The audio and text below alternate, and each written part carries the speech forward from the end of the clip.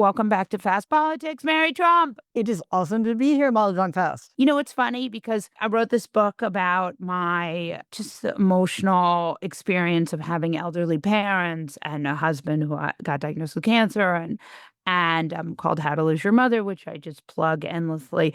But As you should. Yeah, well, thank you. But they said to me, you know, dealing with a narcissistic parent must have really prepared you for covering Donald Trump.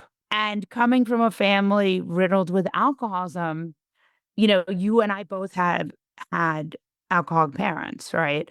So it's just funny that and you have this background as being a psychologist and you just, spend a lot of time on the kind of emotional familial trauma that is both very symptomatic of a lot of us in modern life, but also very much underpins our American political lives with Donald Trump right now. Yeah. Yeah. And I have to be honest, I don't know necessarily that growing up in such a family prepares us.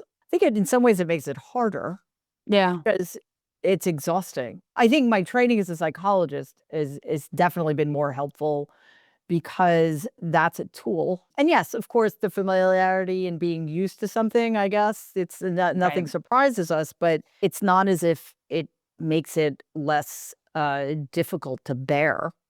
Right. Right. So, and I don't even know if that necessarily helps some people make sense of it because I think what we're finding is what you just pointed to is this is an epidemic in this country.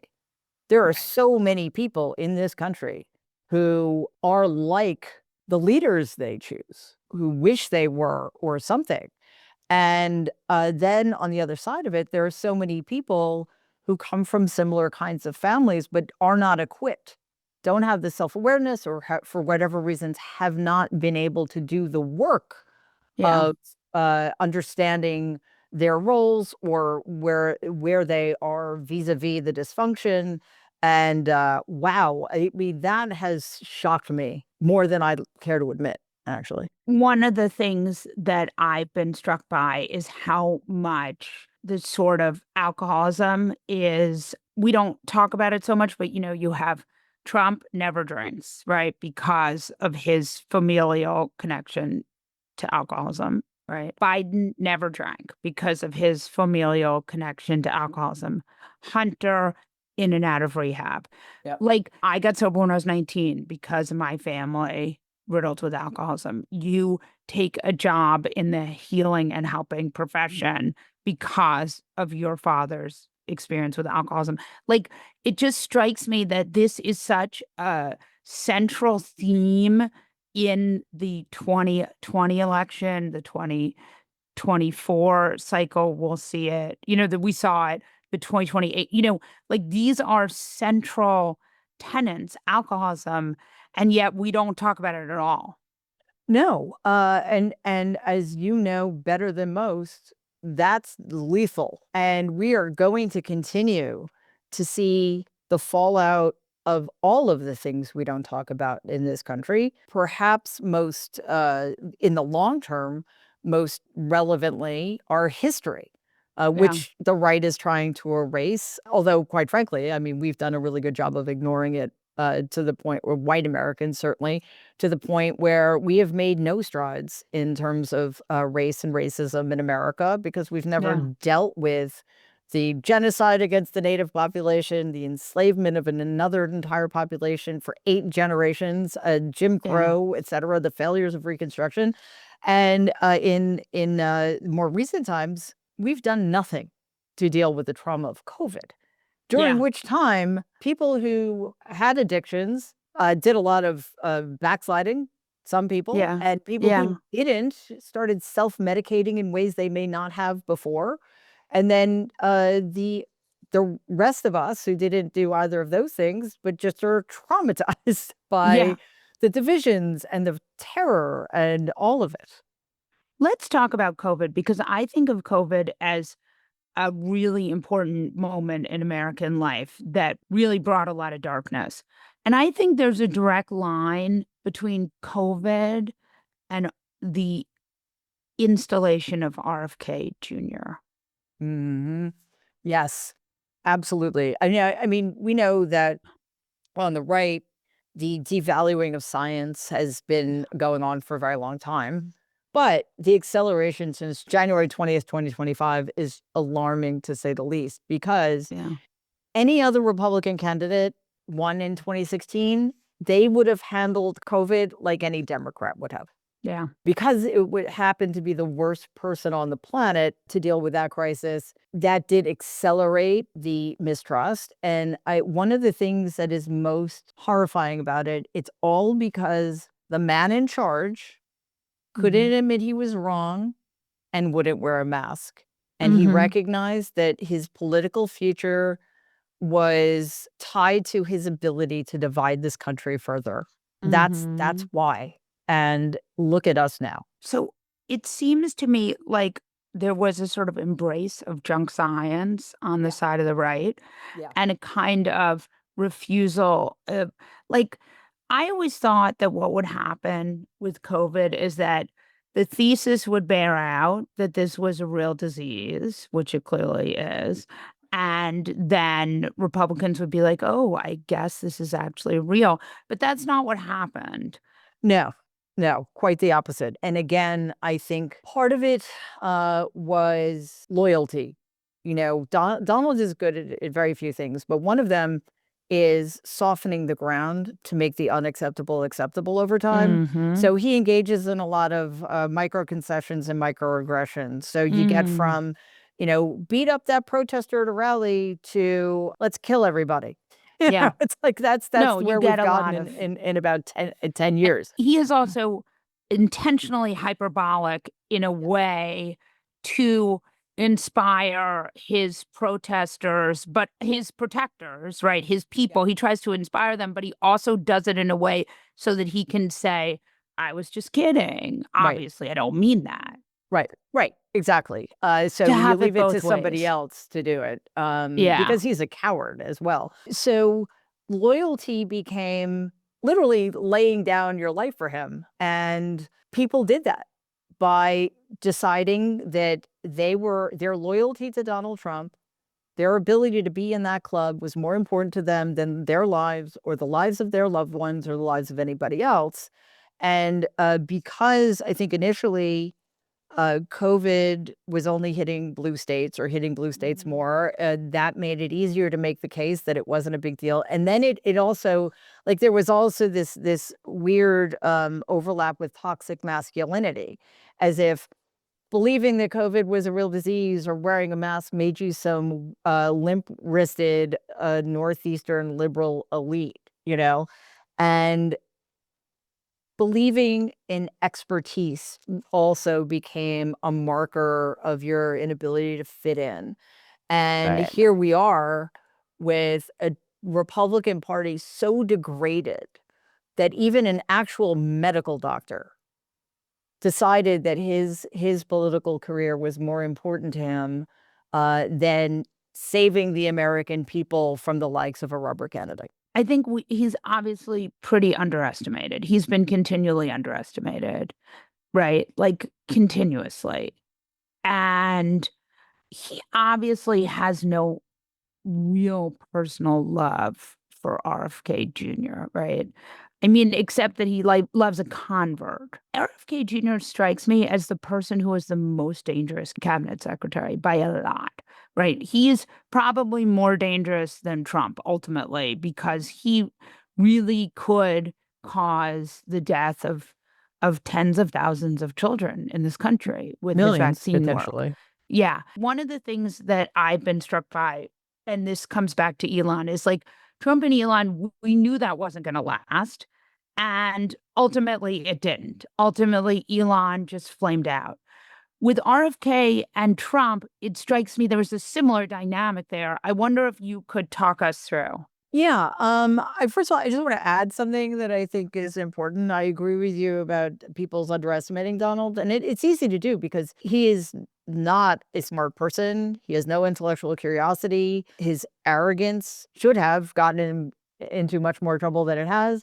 He's a failure. He is a serial failure, But I think the other thing that's been underestimated is the extent to which much smarter, much more powerful people want to use him for their own ends. And that he's not here because of any special skills he has. He's here Right. because so many people found him of use and were willing to use him, quite Yeah. frankly. So with Kennedy, I mean, one difference, obviously, he's also an egomaniac and a narcissist, and so he's a sociopath. So, that probably makes Donald feel like he has company. Right. Um, but he's not as powerful as Elon Musk. He's not Right. threatening in the way Musk would be to Donald. Yeah. He's not in Donald's perception, he's not, superior in any way, and Kennedy is less publicly needing, the ego boost that Musk does. Like, he doesn't talk about himself in the way Musk talks about himself.